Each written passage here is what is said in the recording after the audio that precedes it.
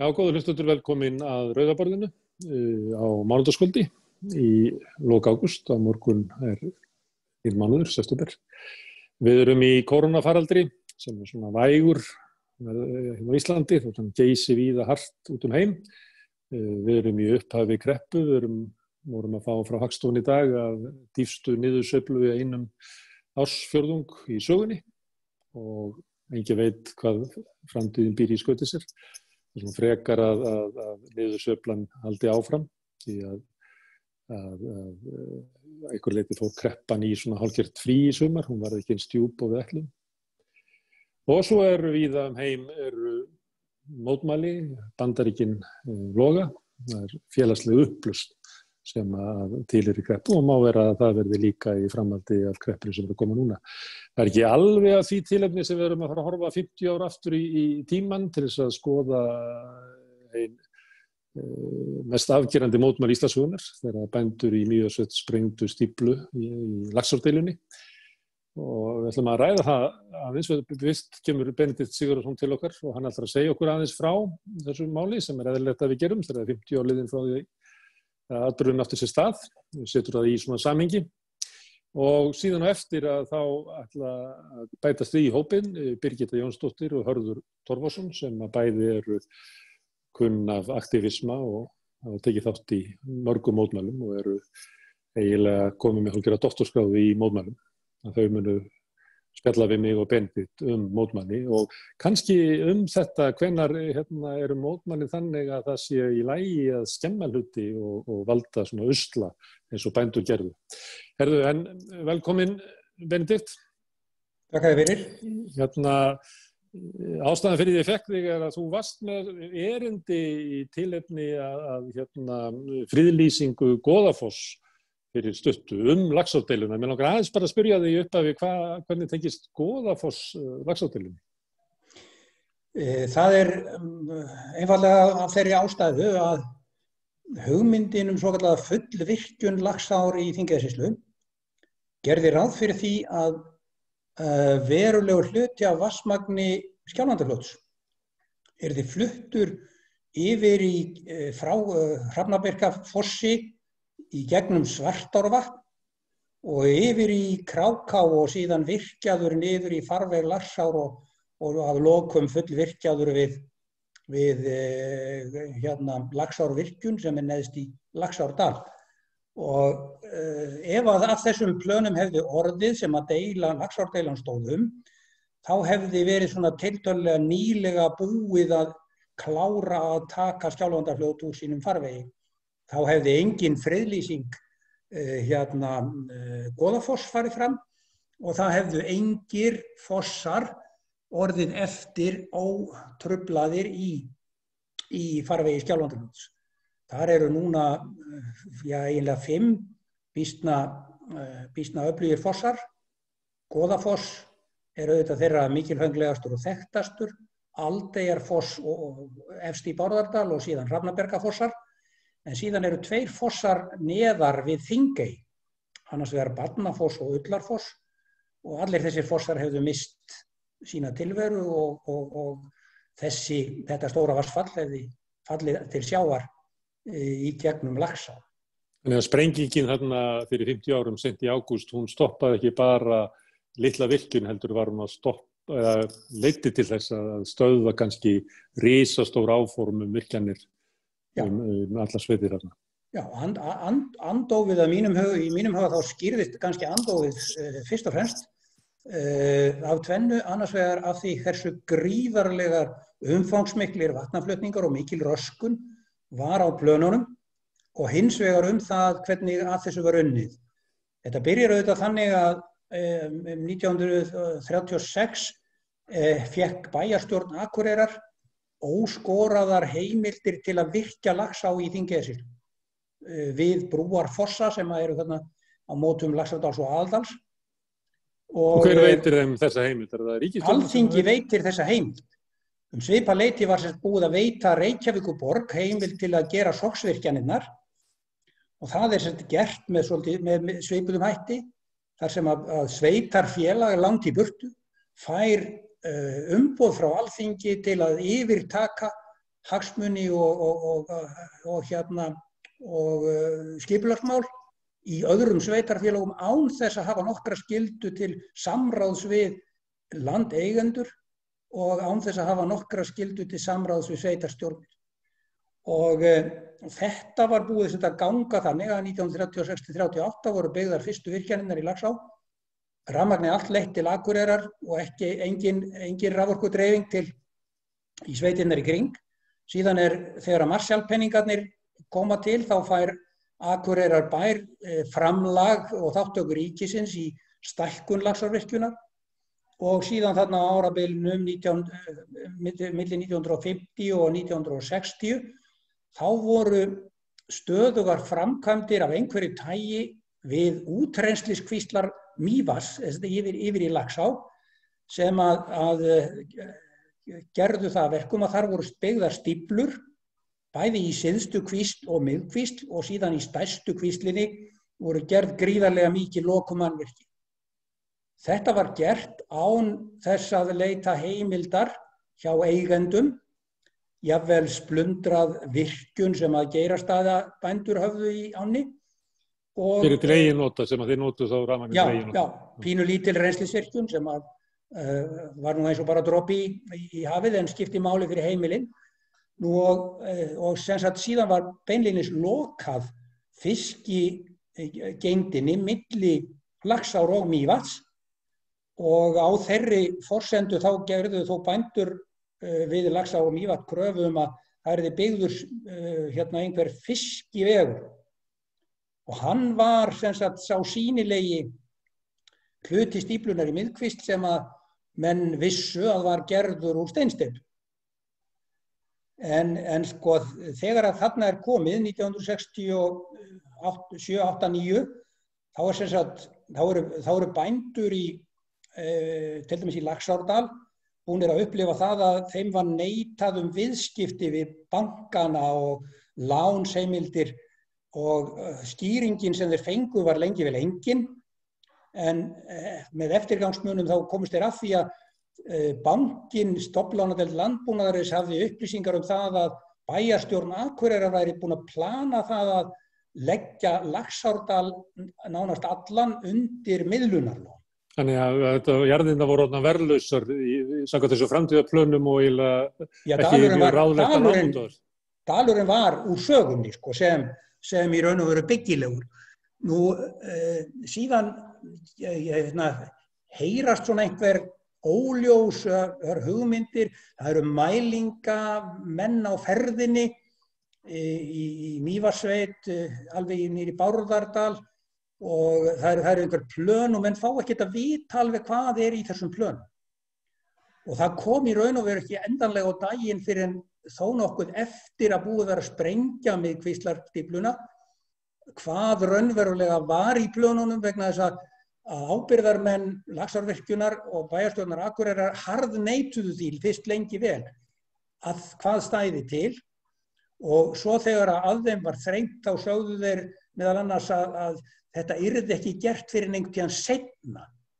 Eins og framkvæmdastjóri Laxárvirkjunar sagði í viðtali 1969 það verður ekkert fyrir eftir 15 eða 20 ár og hætti þið að vera eitthvað að böggast þetta.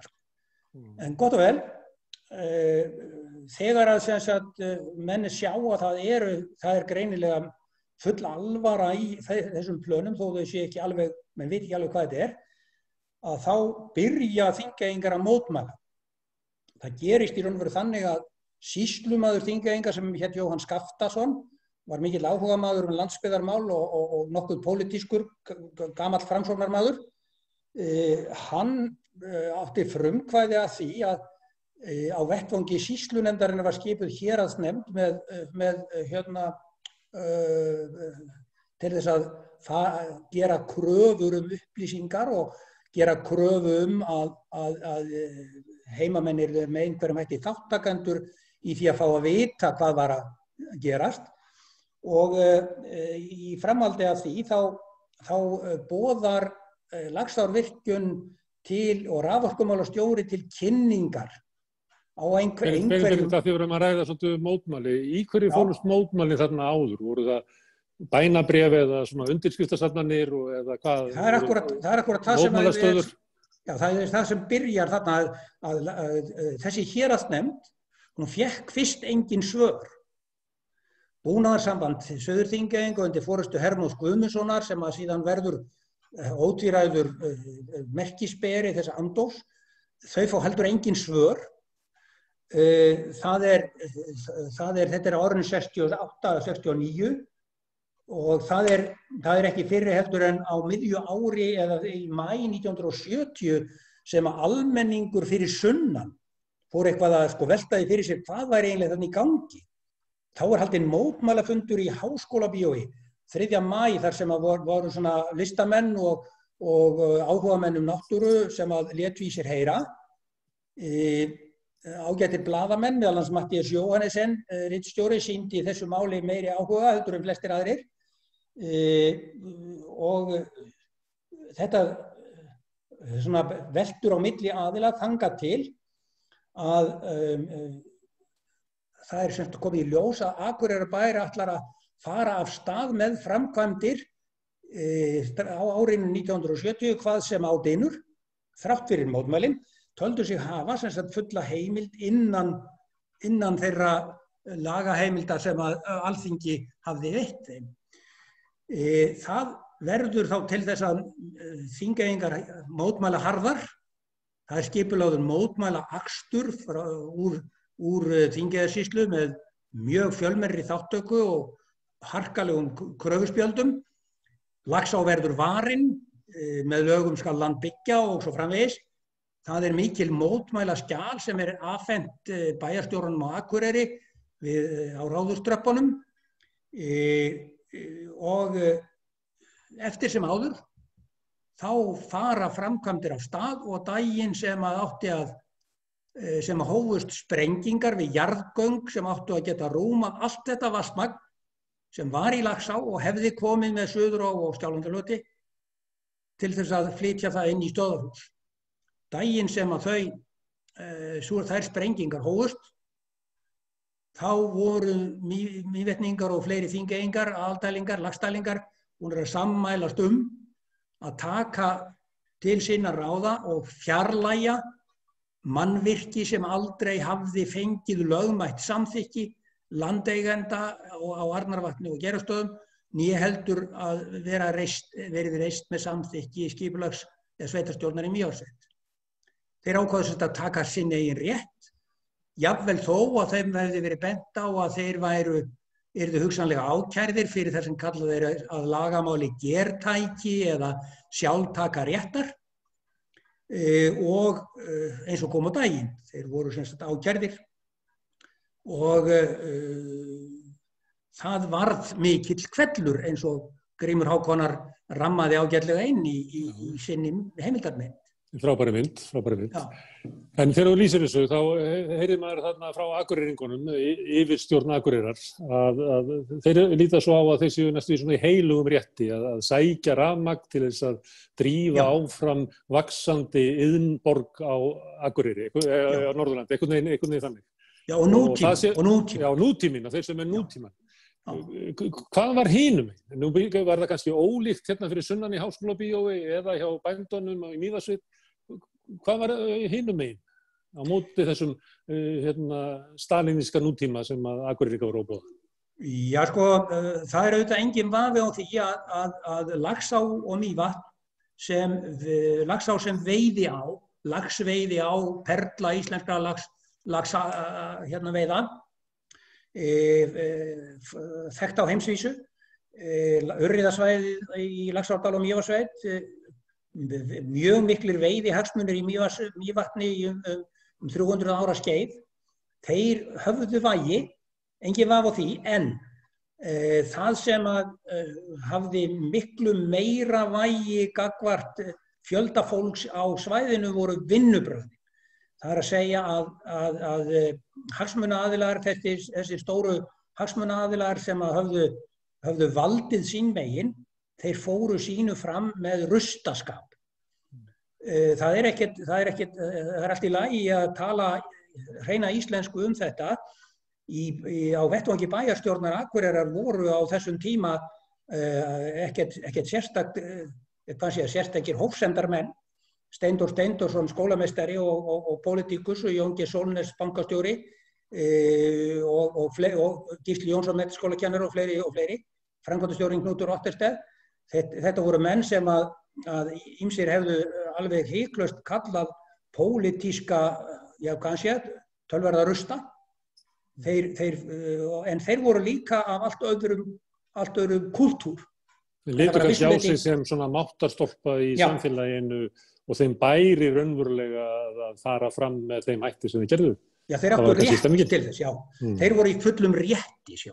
Og þetta voru þetta menn sem við getum sagt sem svo, hér var sem sagt kjólfataklæddi aristókratinn á Akureyri, hann var að takast á við frændur mín í gúmmískóm og lopapeysu. Þetta var dálítið svoleiðis. En aftur á móti að þú nefndir þetta með háskólabíós, þá er þetta hinn armurinn sem að kom gríðarlega sterkur til liðs við andófið. Það var menningarelítan, það voru virkir samfélagssinnaðir blaðamenn. Og Halldór Laxness bara, eða ekki? Síðan Halldór Laxness, Gunnar Gunnarsson. Halldór Laxness skrifaði fræga grein 1970 við áramót sem heitir Hernaðurinn gegn landinu og hefur fengið flug og endurnýjað líf. Hún var skrifuð beinlínis í þessu tilefni og Matthías Jóhannesson fékk Halldór Laxness til að gera það. Og nú Gunnar Gunnarsson kemur fram á stórfundi í Háskólabíói, var aðalfrumvælandi þar og talaði sko enga tæpitungu. Þannig að það var,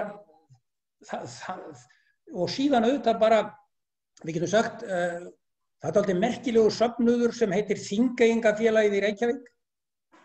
Þingeyingafélagið í Reykjavík á þessum tíma átti fólk sem að tengdist inn í ýmsa arma samfélagsins.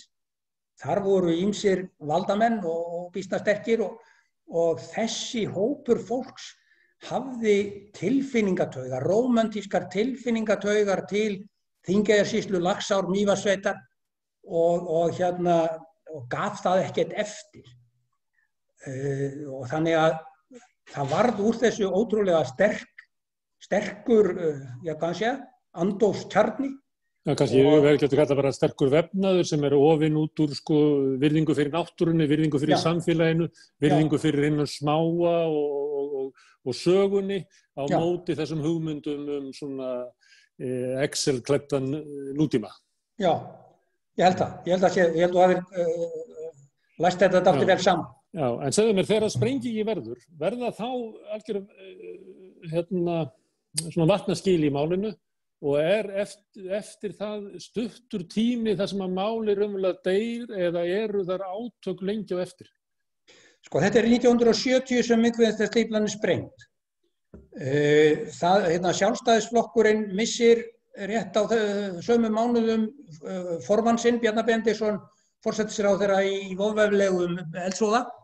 Jóhann Hafstein sem hafði verið iðnaðarráðherra og bakhjarl þessara virkjunarhugmynda, þrátt fyrir að bróðir hans Jakob Hafstein hefði verið áberandi í hópi andófsmanna, veiðimaður af líf og sál og þannig að stjórnartíð Sjálfstæðisflokksins og Viðreisnarstjórnarinnar var að ljúka á árinu 70-71. Ólafur Jóhannesson verður forsætisráðherra 1971.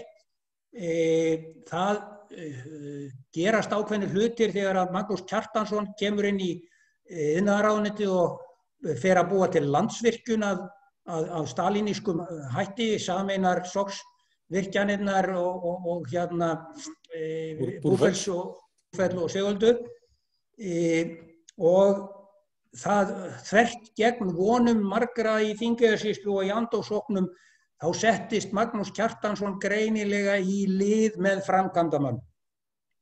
En hann var ekki einn í ríkisstjórn Ólafs Jóhannessonar, þvert á móti.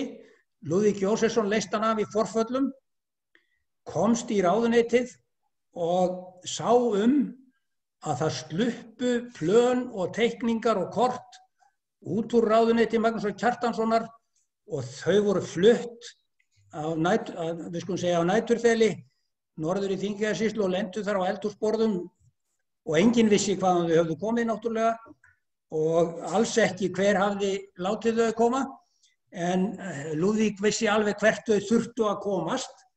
Þar með urðu að mínu mati skýrari vendipunktar í raun, þannig á árinu 1971 og fram á árið 72 fengu Þingeyingar raunverulega staðfestingu á því hvað var í plönunum.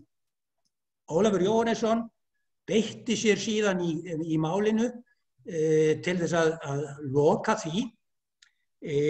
Hann tók verulega pólitíska áhættu með því að ganga inn í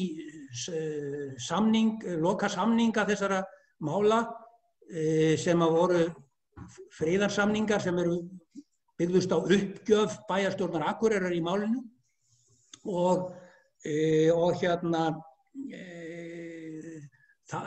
málinu var lokað gagnvart Þingeyingum með því að það voru sett sérlög verndun Laxár og Mývatns sem að í raun og veru útilokuðu þessa vatnaflutninga og þetta gríðarmikla rask varanlega þó svo að það skorti enn á að mínu mati yfirlýsingu það frá Landsvirkjun og mögulegum hagsmunaaðilum að það komi ekki til greina að fara nú enn að flytja fatt upp á því að flytja Skjálfandafljót norður alla heiði og inn í farveg Laxár. En það nú önnur saga. En eitt sem að menn hafa kannski ekki alveg áttað sig á í sambandi við málalokin gagnvart þeim sem sprengdu. Þeir voru leiddir fyrir dóm. Mývatnssveit var í stór fjöldi 40 mikill fjöldi fólks og 65 voru dæmdir. Það voru 120 manns sem að voru leiddir fyrir dóm og kærðu sig inn í málið eða voru á vettvangi. Þeir voru dæmdir. Þeir voru dæmdir til sektar sem aldrei var innheimt. Þeir voru dæmdir, fengu skilorðsbundinn dóm vegna þessa gertækis og ástandið í kringum rannsókn málsins er eiginlega engin leið að lýsa því. Menn voru hersetnir.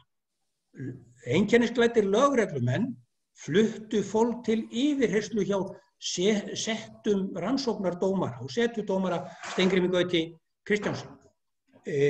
Áður hafði verið sem sagt mikið mál höfðað til lögbannsgerðar gagnvart virkjuninni. Þar voru mikil réttarhöld höfð. Þá var settur setudómari af dómsmálaráðherra, Magnús nokkur Thoroddsen, sem þekktur var síðar af öðru. En það vildi svo sérkennilega til að Magnús þessi Thoroddsen var samskonar Thoroddsen, náfrændi Sigurðar Thoroddsen sem var aðalhöfundur allra þessara risavöxnu plana vatnaflutninga. Spurði einhver hæfi? Nei, Sigurður þessi Thoroddsen var líka í náttúruverndarráði. Þannig að þetta var einhvern veginn alveg ótrúleg hringavitleysa allt saman.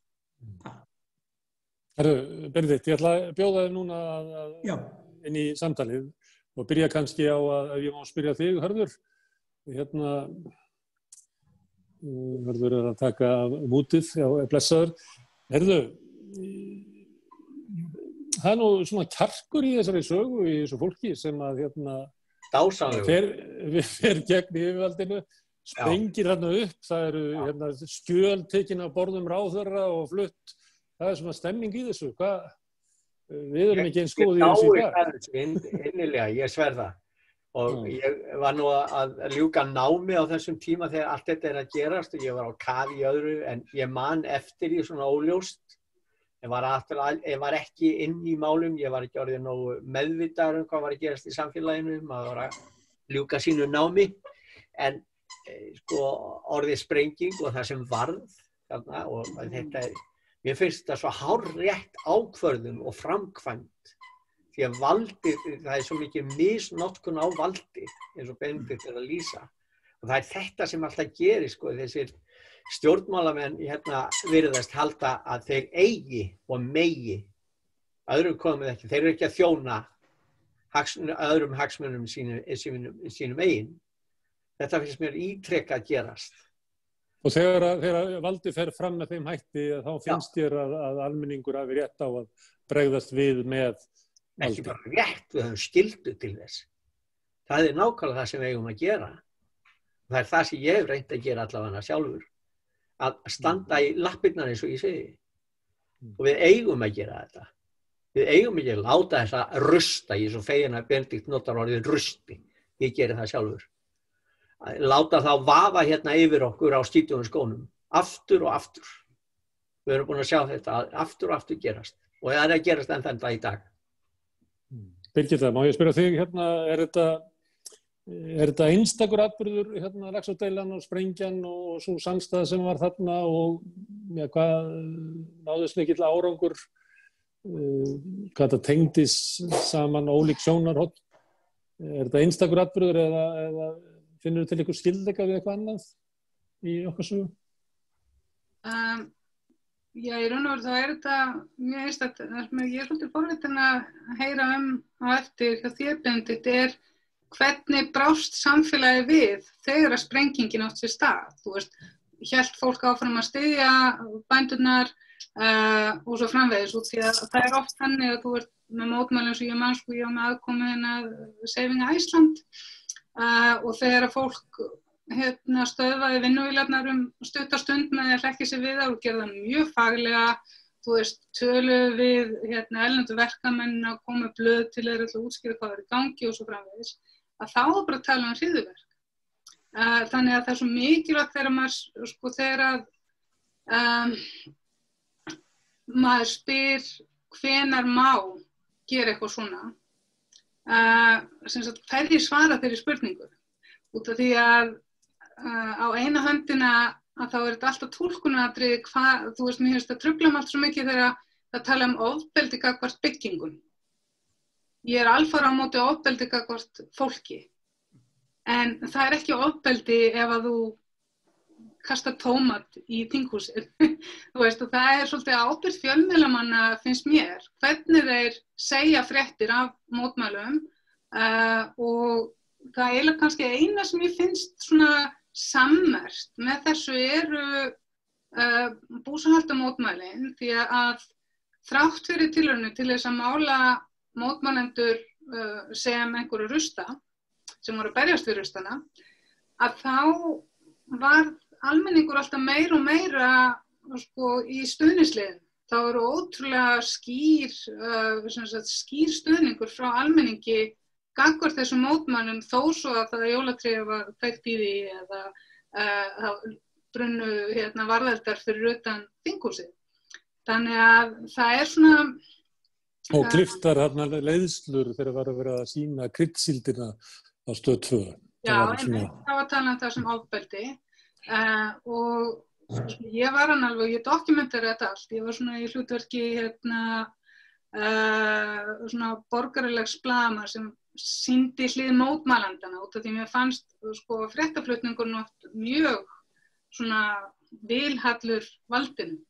Ég held Birgitta, ef ég bara bregst við þessu, ég held að sumu leyti hafi þessi sprenging og fært skarpari línur.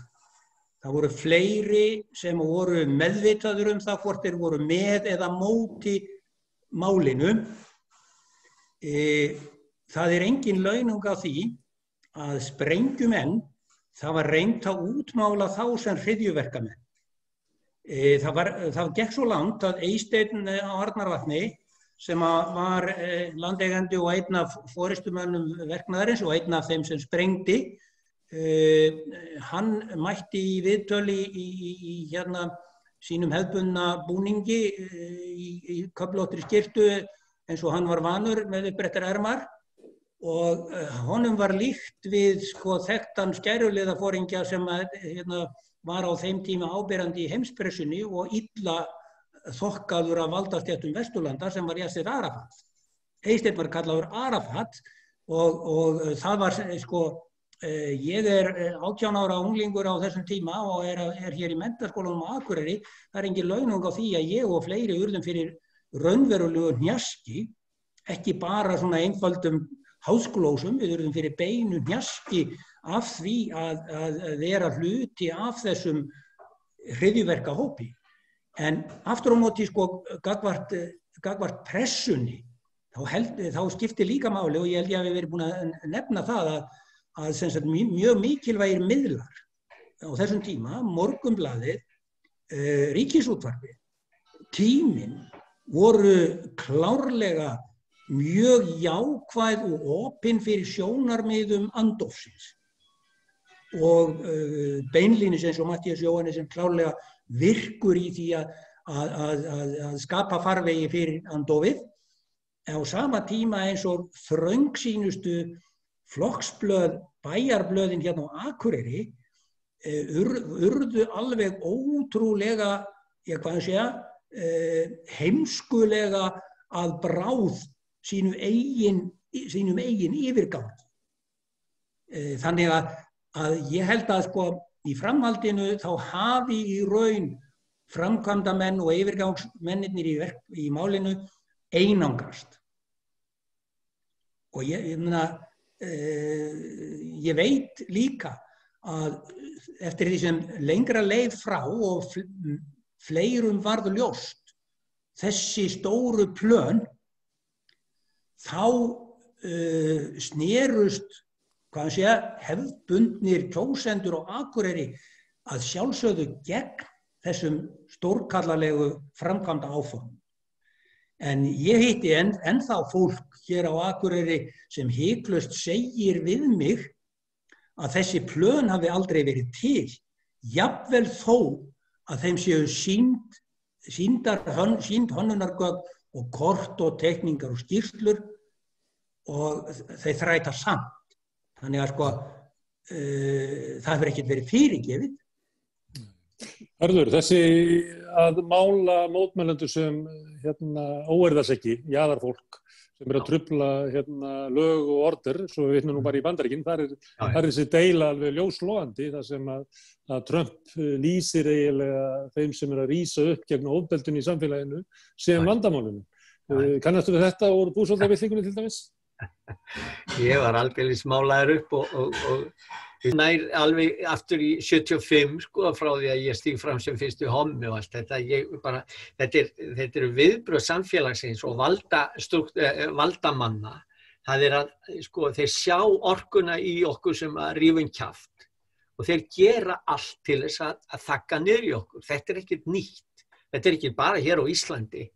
Ég hef rætt við mótmælendur, leiðtoga víða heim. Ég var boðinn í margra ára fyrirlestrarferð og þetta alltaf þetta alltaf viðbrögðin, og ef þú nærð árangri eins og þeir gerðu þarna fyrir norðan, eins og ég gerði hérna í Reykjavík aftur og aftur, þá bara viðbrögðin þessi. Og við sjáum þetta gerast á heimsvísu, Assange og fleiri. Það ráðist á þessa einstaklinga þegar þeir ekki, okkur sagt, mér hefur verið sagt, það enginn sem kaus þig til að gera þetta. Nei, það alveg rétt. Ég bara stend á mínu rétti sem manneskja. Og þetta sko í fyrra, ég var fyrirlesarinn á Nýja-Sjálandi á ráðstefnu þar háskóla, og þar kom þessi umræða mikið upp og almenningur oft á tíðum, ekki allur, en það oft, það reynt að mála okkur og gera okkur ofboðslega vondum og klikkuðum einstaklingum. En það geigar þegar fram í sækir, held ég. Þeir fram í sækja en á meðan þessu stendur. Mjög erfitt hversu auðvelt það raunverulega fyrir valdið, ef við segjum sér svo, að mála mótmælendur einmitt eins og þú ert að lýsa, sem eitthvað bara öfgafólk. Benedikt vísaði til þess að bændur í Þingeyjarsýslu hafa haft stuðning eins og fjölmiðlum og svona. Hvernig ástandi á Íslandi í dag, myndirðu segja? Það auðvelt að útmála andófið sem bara Ég gerði mér til gamans að fara á opinn fund hjá stjórnsýslu og eftirlitsnefnd Alþingis daginn ræddu við Bjarna Ben. Ég leikstjóri og ég hef verið í leiklist alla mín ævi og ég fór gagngert til þess að skoða líkamsmál mannsins. Og ég sá það á honum, að hann var eins og, ég satt til hliðar við hann og ég sá næstu rísa upp hárin þegar að sumir töluðu á fundinum, en svo slakaði hann á meðan aðrir vinir að spurðu og maður sér þetta og þeir, ef ég vísa við að fjármálaráðherrann, þegar vissir þingmenn voru að spurja hann, þá leið honum eins og þetta væri óverðugt fólk að spurja hann og ætti ekkert með það að gera. Nei, það ætti ekkert að vera að gera þetta, hann mátti gera það sem hann vildi og sumir þarna þingmenn voru að hans mati óverðugir og aðrir góðir og allt þetta. Nei, ég vísa kannski til að því við nefndu búsáhaldabyltinguna áðan, að í vikunni sem þetta byrjar allt á þriðjudegi og þá sáum við fjölmiðla, það var á hverju einasta kvöld í sjónvarpinu, ég átti ekki sjónvars, ég fylgdist ekkert með þessu, ég mátti ekki vera að því, en ég heyrði það utan að mér. Það voru viðtal við grátandi eiginkonur lögreglumanna og þetta var svoleiðis málum myndi af okkur hvað við vorum ljót og ill og skrýll og hvað þetta allt hét, en það var aldrei talað við okkur sem stóðum á Austurvelli, af hverju vorum við að þessu, það var engin heiðarleiki í því að ræða við okkur. Það var aldrei gert. En valdið sjálft notaði RÚV og alla miðla til þess að sýna hvað við værum miklir óþverrar. Við værum bara reynt og beitt skríll. Og hvaða skríll var þetta? Þetta var fólk sem var að missa aleigu sína. Og það hafði verið blekkt, ég hef skrifað bók um þetta, það hafði verið blekkt að vera vísvitandi haft af fólki aleigur þeirra. Og sumir, þetta svo yfirgengilegt. Hörður, varðandi þetta sem að gerðist þannig eftir búsáhaldabyltinguna, og þá var það dálítið sérstakt og ástæða til að halda því til haga að mínum að það var alltaf lengi vel kanal fyrir óhefðbundna rödd inn í RÚV í gegnum Silfur Egils.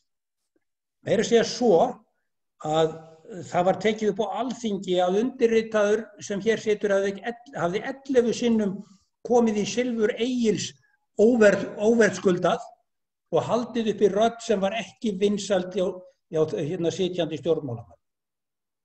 Þannig að við megum ekki alveg vanmeta það RÚV var ekki alveg massíft á móti með skipulagða lokun á andófsfólki. Hörður, hvað segir þetta? Það hafi verið svona glufur í vegnum? Hvað segir þú?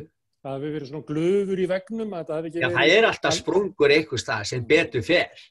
En ég vissi að til dæmis að fara í Silfur Egils, hann kom niður á Egil kom niður á Austurvöll og fór allt í að tína alla ræðumennina sem komið þar fram inn í sjónvarpi. Það var dásamlegt og það var gott og það kom þessi umræða. En að koma mér inn í þáttinn, ég þurfti að fara að segja þarna vissa hluti, það gekk erfiðlega. En að það gekk að lokum, þarna í janúar 2009 og ég fekk nú ekki mikinn tíma en ég reyndi að segja það sem maður þurfti að segja að við vorum ekki að gefast upp, við vorum þarna komin til að vera og ætluðum að ná okkar fullnaða sigri sem við og gerðum.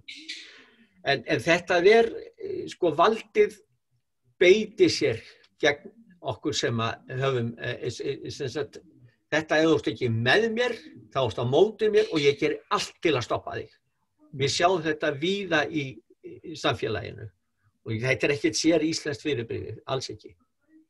Við bara finnum meira fyrir að við verum svo fá. Við erum að tala baráttu búsáhaldabyltinguna og við erum að tala Laxárdeiluna og Hörður vísaði í baráttu samkynhneigðra Birgitta. Þú nefndir þarna Kárahnjúkavirkjun sem að kannski voru svona vel skipulögð, góð mótmæli risastórt mál, miklu stærri stífla heldur en Laxárstífla. En þeir mótmælendur, þeir komust eiginlega aldrei í gegn í svona almennu umræðu. Þeir voru alveg þakkaði bara fullkomlega niður. Það voru öll mótmæli heimamanna. Öll mótmæli heimamanna á Austurlandi voru drepin fyrirfram. Algjörlega, ég meina það fólki, bændurnir sem að mótmæltu þessu, þú veist, eins og Guðmundur á Vaði og Guðmundur Bekk, það var farið svo rosalega illa með þetta fólk. Þú veist, það var bara ráðist af þeim og ekki bara fólk sem réðst að þeim út, þau voru að eyðileggja framtíðina, heldur var bara systematískt valdið að þrýsta á þessa menn og þetta fólk. Og það var viðbjóðslegt að horfa upp á þetta út af því að þú veist, þetta er svona, við myndum á margan hátt á bara svona, þú veist, svona, já þessar bændur á Mývatni sem voru að berjast fyrir, sem höfðu svo mikil tengsl við landið sitt og einhvern veginn þá þótti allt í lagi bara að gera allt sem að mögulegt væri hægt að gera til þess að misbeita valdi gegn þeim. Og ég gleymi því aldrei, það var náttúrulega líka, þú veist, út af því að þetta voru náttúrulega fyrstu alþjóðlegu mótmælabúðirnar hérlendis og vera að koma ekki með nýjar aðferðir við borgaralega óhlýðni. Við vorum með námskeið að kenna fólki borgaralega óhlýðni, þú veist hvernig bregst maður við, maður er handtekinn, þú veist, láta sér leka og allt þetta. Og Þið voru meira sem með spæjara í búðunum. Já, svo kemur það náttúrulega, þú veist, og það var eiginlega alveg ótrúlegt, en, þú veist, Mark Kennedy sem að, í raun og veru reynir að gera mótmælin harðari. Hann reynir að koma á samskiptum við mjög harða, svona Black Brigade, anarkista og svo framvegis og reynir að fá fólk til þess að gera þetta að einhverju allt öðru en við vorum að stefna og ég tók þátt í að skipuleggja þetta þannig að ég var mjög meðvituð hver okkar markmið voru og síðan byrja ég að heyra þessum gæja sem er svona þrýsta á eitthvað og síðan í svona uppgjörnu auðvitaðsam þá langaði mig að taka saman sögur frá fólkinu sem kom til Íslands og hann bauðst til þess að skrifa kaflann lögregluofbeldi. Þú veist, hugsið ykkur. Og hann náttúrulega bara stundar það sem kallaði bara state rape, gagnvart einni stúlku sem var yngsti mótmælendinn raun og veru. Og þetta var bara svo ógeðslegt. Það er til mjög góð bók sem að blaðamenn og Guardian skrifuð þessa tegund af infiltrators. En síðan var náttúrulega, og ég gleymi aldrei, þú veist, þessi krakkar voru búin að leggja rosalega mikið á sig til að koma og það var sífellt verið að handtaka þau, svipta þau án nokkurs tilefnis og þegar við Guðmundur Vaði bauðum að koma þegar var búið að hrekja alla frá Kárnungum í boði pressins á Fljótsdal að þá byrjaði lögreglan bara alltaf að keyra inn á hlað inn á Vaði, þú veist, bara til að sýna valdboð sitt. Þau voru ekki að gera neitt, þau voru bara hana, skilurðu. Og þannig á endanum var ákveðið að fara til Reykjavíkur og það þurfti bara að fara með þau í felur. Og það er einmitt svo magnað að það eru svo oft listamenn. Það eru svo oft listamenn sem eru þeir sem að bara fórna öllu til þess að berjast fyrir réttlæti. Og það var einmitt okkur var, við fengum pláss fyrir þau inn í Klingobank og þar og síðan kemst lögreglan að því hvar þau eru. Það var náttúrulega bara fylgst með öllu, það var hleraði símar, það var leynilokkaðar sem að plantaði sér í götunni hjá Ólafur Páli og við vorum elt og það var af leynilögreglu. Við afhjúpum það mjög fyndinn hátt með hjálp Ómars Ragnarsssonar. Og en þetta var alveg rosalegt hvernig við komum fram sérstaklega við útlensku mótmælendur. Og ég gleymi aldrei að ein stelpan, við sátum hann yfir snarrótinni og hún sagði mér hvað þetta var ekki til eins og ég sagði, jú, það sem þið gerðuð var að þið breyttuð það er normið. Þannig að næstur að verða mótmæli, þá þorir fólk meira. Og því Íslendingar hafa alltaf verið svo feimnir, sérstaklega henni í höfuðborginni, svo feimnir við bara að hrópa. Það er bara, þú veist, ef maður sagði eitthvað einhver slagorð og bara ekki hafa hátt. Þú veist, fólk sagði það mig. Það er svona, ég hörður það svolítið sammælt að vera svona óþægilegir mótmælendur á þess að, þú veist, og kunna vera á grensunni, þú veist, á þess að gera eitthvað sem er hægt að henda manni í fangelsi fyrir. En þessi krakkar, þetta fólk, þau gerðu ekkert af sér. Og það var alltaf verið að taka þau og setja þau í fangageymslur. Og og mér finnst það bara svona, og síðan var það sem var ömurlegast var stóru umhverfissamtökin. Þú veist, eins og Árni Finns og fleiri, maður hefði svona oft vonað að þessi samtök myndu styðja við Saving Iceland. Nei, við fyrstu beinu aðgerðirnar, þá var bara hart í bak gegn mótmælendum. Og það er einhvern veginn það sem að, sko, mér fannst bara svo dapurlegt og þess vegna var ég svo ánægð þegar að sem sagt átti að fara að gera svipa í kringum búsáhaldabyltinguna, að það bara tókst ekki. Það tókst ekki að áætlunarverkið, að mála fólk eins og Hörð og alla þá sem voru hann á Austurvelli sem einhverja terrorista.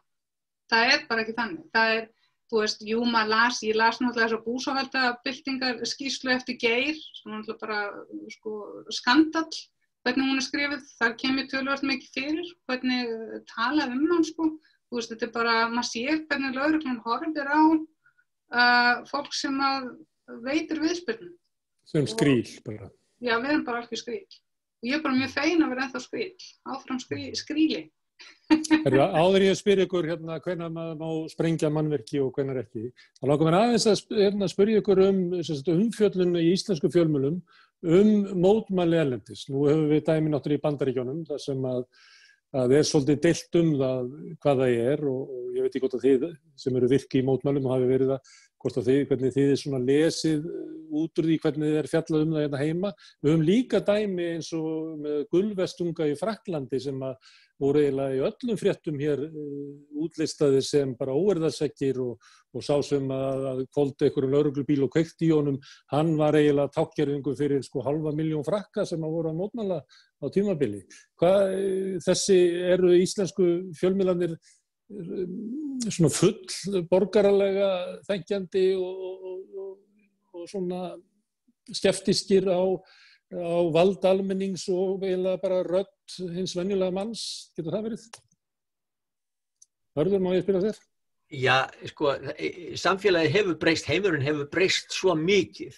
Dagblöð í dag, ég er ekki að skilja á hverju menn er að gefa út dagblöð. Ég bara skilja ekki, það eru allir orðnir dagblað í raun og veru bara, og þú ferð á netið og segir þína skoðun á þessu. En sko, þetta að mála myndir af einhverjum mönnum sem ekki sáttir, ég meina, maður fer ekki að gera svona hluti nema því það er búið að króa mann út í horni, það er búið að fara illa með fólk, viljandi. Og það, sko, ég lærði mikið af því að ég er leikstjóri og ég er mjög snemma á ferlinu því ég átta mig á því hvar minn þáttur leikur best innan leikhúsins. Að ég ríf upp allt sem ég hef lært leikstjórn, ég ræddi aðra leikstjóra og svo framvegis. Ég lærði mikið að Kárahnjúka, ég talaði við marga mótmælendur þar. Ég tók óbeinan þátt í því, ég stundum mætti niður í Ráðhús og fleira, en ég var mjög önnum kafinn maður í mínu starfi. En ég lærði þarna, og þess vegna sem að margir hneykslaðust á, ég stóð bara einn að þessu, það komst engin nálægt mér, ekki nein manneskja. Það var alveg sama hvað var hellt á mig og ég komst ekki út úr húsi stundum vegna þess að fólk veiktist að mér. Það var bara þannig. En það var ekki allt í lagi, ég tók bara gítarinn og fór að æfa mig hérna heima. Þú særir mig ekki, ég búin að fara það oft og taka það oft mikla dýfur. Og horfa upp á vini mína og ættingja og allt þetta verða fyrir árásum og niðurlægingu. og þetta hefur bara engin áhrif á mig. Ég hef búin að brynja mig gegn þessu og ég skil svo vel reiði unga fólksins. Ég skil það, því að þetta eru aular. Margir af þessu stjórnmálamönnum hafa ekkert inn í stjórnmál að gera vegna þess að þeir eru ekki að þjóna almenningi, þeir eru að þjóna eigin rassi. Það er þannig og við horfum á allt og mikið af þessu. Benedikt, umfjöllun mótmælendur erlendis í íslenskum. Já, ég held að skipti máli, sko, þó að það sé fjarlægt okkur. Þá ég held að sé alveg rétt. Almennings við valdið. Ég held að það sé alveg rétt og ég held að íslenskir fjölmiðlar almennt eins og ég sé þá, þeir eru ótrúlega hallir undir eða bergmála, ótrúlega mikil, svona íhaldssöm lögregluviðhorf, borgaraleg lögregluviðhorf. Það sjaldgæft að við heyrum eða við fáum svona einhverja dýpirgreiningu á því og eins og þú nefndir gulvestungana, þetta var alveg furðulega bjánaleg umfjöllun og mér finnst reyndar umfjöllunin sko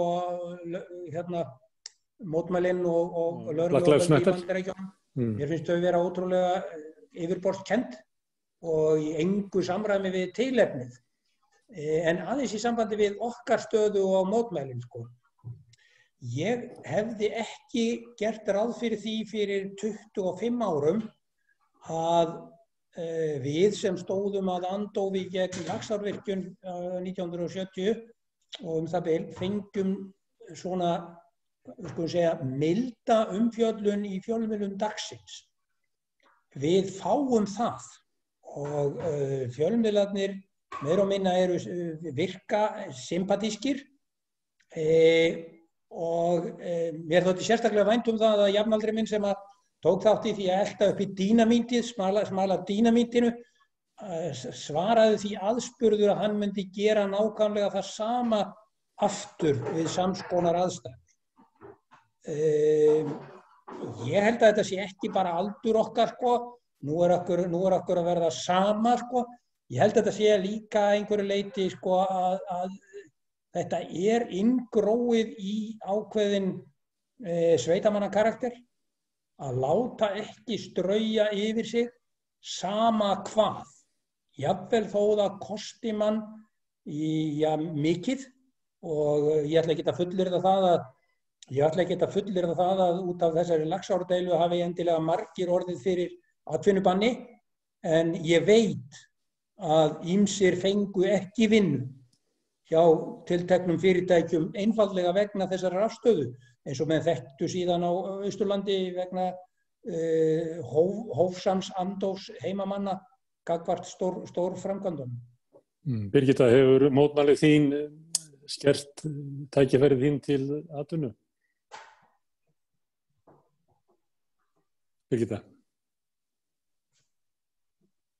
Ég var svona virki kringum kafnungar sem voru sem sagt svona fengu mjög harða umfjöllun á þeim tíma að ég myndi aldrei fá að vinna á Íslandi. En svo einhvern veginn tókst mér að fara í atvinnuvirkjalegu þjóðina og komast á þing. Þannig að sko ég man einmitt, ég talaði við svona miðaldra mann einhvern tímann sem átti, börn og lán og eitthvað og hann sagðist ekki þora og þeim svo hræddur að missa.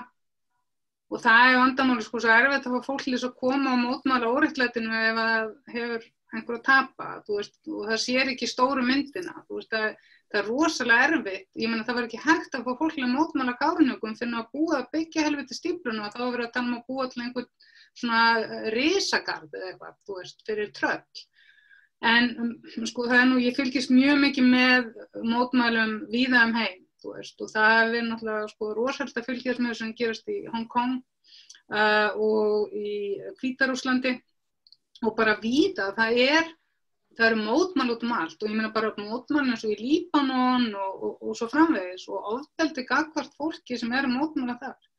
Og það einhvern veginn sko mér hefur fundist, og ég var einmitt að hugsa bara í morgun hvort ég ætti ekki bara að fara að hafa svona vikulega þátt til þess að fara ítalega onni mismunandi mótmæli sem í gangi í heiminum.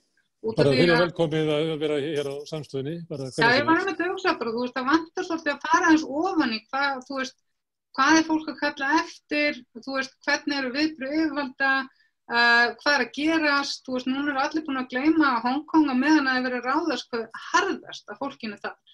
Og þú veist, þetta alltaf svona í fjölmiðlum þetta svolítið, sko, hvað clickbaitið, þú veist, þessa vikuna, og svo bara núna til mér búið að banna blaðamönnum, það fá ekki blaðamenn að fara inn í Hvíta-Rússland.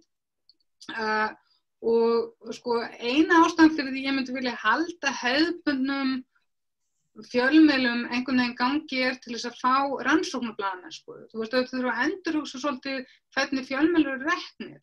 En það mjög mikilvægt að það sé, sko, hægt að fá góðar og djúpar greiningar á ástandi sem ekki bara eitthvað svona hann sagði, hún sagði, heldur farið djúpt í hlutina.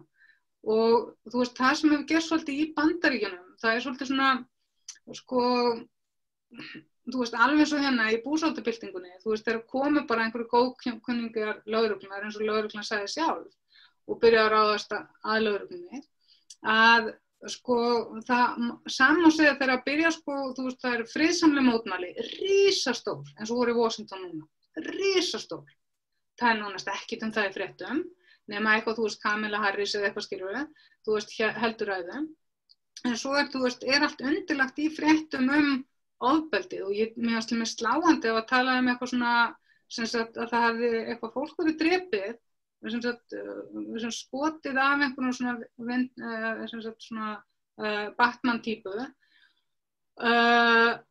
Og ég vissi ekki hver á skotin, á hvers vegum, hvers var þessi manneskja að hefna, þú veist, og svo framvegis. Þegar fjallaði til mér það var maður drepinn í gær, fyrradag, hann var sem sagt í mótmælum í Portland, þar sem hann bara rosalegt ástand í Portland, og þú veist, hérna, fyrst kom ekki fram hver þessi maður sem var drepinn, af hverju var hann drepinn, og þú veist, þá þetta eitthvað svona Proud Boys eða eitthvað svona dót svona af gæri, hérna, sem að komu inn í Portland, þú veist, á trukkum, með byssur, með svona, voru líka með svona, þú veist, málingabyssur og eitthvað svona dót, og líka venjulega, þú veist, hver sá sem hefur búið í Bandaríkjunum veit hvað, þú veist, skotvopnin þar eru bara eins og hervopn stundum. Og það sko, minnst allt of mikil athygli á eitthvað svona looting, þú veist, eitthvað svona sem að oft bara, hefur ekkert að gera með, þú veist, þá sem eru, hérna, að mótmæla. En auðvitað þannig, þú veist, hver sá sem hefur verið í mótmælu, þar sem að verður ofbeldi eða gneistar eða löggan kemur með táragas eða piparsprey eða eitthvað svoleiðis, að það eins og sé eitthvað efni í piparspreyinu sem lætur mann verða brjálæðislega reiður. Maður horfir upp á fólki í rosalegri þjáningu, þú veist, allt í kringum sig. Og þú veist, ég man nú bara þegar, þú veist, og var piparsprey alveg brjálæðislega mikið fyrir utan lögreglustöðina þegar Haukur var handtekinn, Haukur heitinn, og ég man sko, ég horfði upp á alltaf fólk sem hefur piparsprey, ég fekk ekki augunum, ég fekk alveg helling á mig, ég var bara að taka upp og það var komið ljós að sko, lögreglan vildi ekki að sjúkrabílarnir kæmu og þú veist, þetta var svo nýtt fyrir Íslendinga, við erum ekki vön, við kunnum ekki, þú veist, hvað gerir maður þegar maður fær piparúða í augun? Þú veist, ég meina, einhverju aktivistar, þú veist, vissum að kemur mjólk eða eitthvað, en þú veist, það svo, þú veist, þannig að þú veist, ég veit ekki, mér finnst bara vanta að fara aðeins betur ofan í hvað það sem að ýta undir ólíka tegundur á mótmælum og, hérna, og fá svona heilstiftari mynd. Þú gerir það bara, við finnum vikulegan þátt með Birgittu, mótmæli vikunar, það bara ekkert. Svo þetta fara á mótmæli líka, gaman að fara, svo þetta bara mjög fróðlegt bundið, takk kærlega fyrir söguna. En þegar að ég kynnti þáttinn á Facebook, þá sagði ég að eina spurningu þáttarins var að hvenær má maður sko sprengja mannvirki og hvenær ekki, og það spurningi sem ég ætla að spyrja ykkur.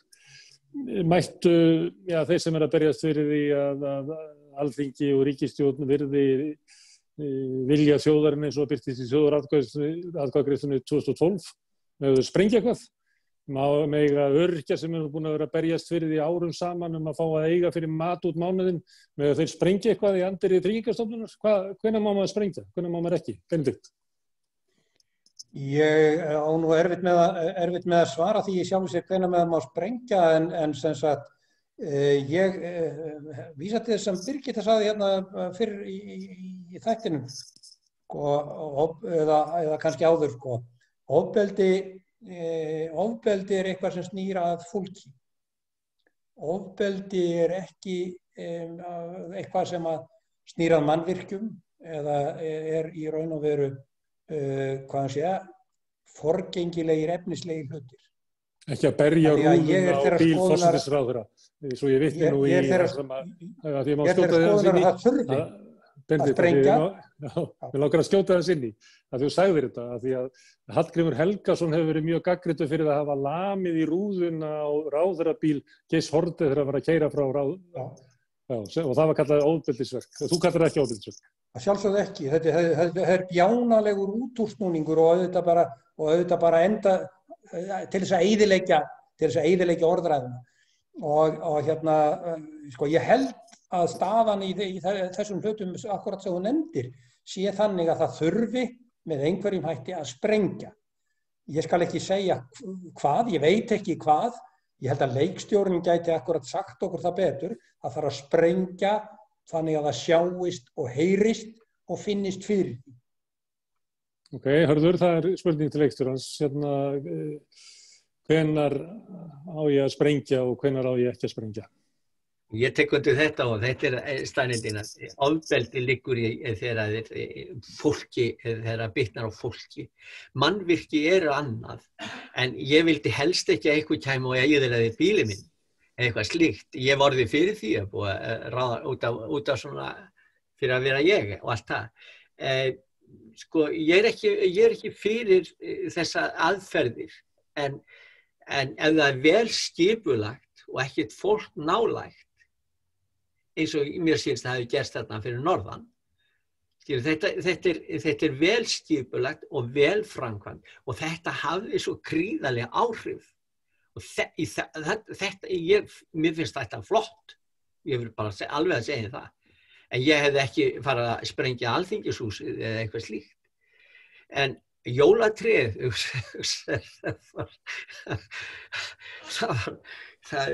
það var nóg til þess að ýta við þessum viðkvæmu sálum sem ekki þoldu neitt. Það var gríðarlegt áfall fyrir suma að geta að vera kveikt í jólatréð. En nei, sprenging, vel skipulagð aðgerð og myndi sprengja eitthvað tákgrænt, gefa tóninn. Ég myndi segja já. Ef það er alveg passað, er það ekki fólk fyrir.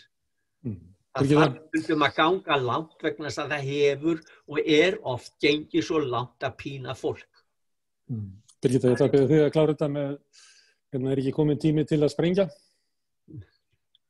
Ef að styttan af Kristjáni með núverandi stjórnarskrá var ekki svona beint niður í bæ, þá þætti mér hún vera mjög tákgræn. En ég mæli ekki með að fólk sprengi styttu niður í miðbæ. En þú veist, sprenging getur verið svo margt annað en að sprengja sprengju. Þú veist, ef það er skipulögð stór aðgerð sem að í raun og veru truflar valdhafa við óhæfu verk sín. Þú veist, af hverju, þú veist, ég skil ekki, þú veist, það er svo hægt ekki svo einfalda hluti. Ein sprenging getur verið að bara að skipuleggja að mæta alltaf okkur einasta degi niður í þinghús á pallana og stara á þetta helvitis fólk og minna það á að gera sig að tákmynd fyrir því að við erum ekki búin að fá stjórnarskrána okkar sem dæmi. Þú veist, maður þarf bara að vera persistent. Það er það sem skiptir rosalega miklu máli og samstaðan verður að vera svo rík. Það er það sem mér finnst merkilegast við Hvelling. Það var samstaðan. Það var þessi órofa samstaða til dauðadags. Það er það sem við þurfum. Og síðan náttúrulega bara finnst mér alveg frábært að heyra að þessum uppljóstrara, og ég er náttúrulega mjög stolt af því að uppljóstraralögin sem voru samþykkt voru uppljóstraralögin sem ég lagði til með þingsáttunartillögu 2009 að ríkisstjórnin myndi gera og fekk að fara í hennar stýrihóp til þess að tryggja að það næði líka yfir einkaaðila.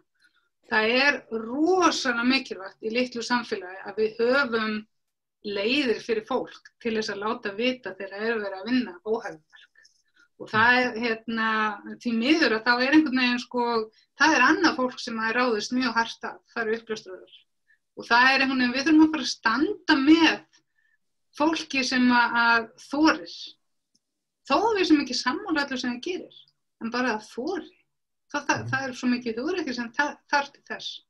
Frábær lokaorð í þessi áhugaverðu samræður. Ég þakka Birgittu Jónsdóttur og Herði Torfasyni kærlega fyrir að koma inn á Rauðaborðinu og ekki síst Benedikti Sigurðarsyni fyrir að leiða okkur inn í þessi áhugaverðu umræðu með hans frásögn af sprengingunni við Laxárvirkjun fyrir rétt rúmum 50 árum. Ég held að sé 50 ár og 6 dagar eða svo síðan að sá atburður átti sér stað.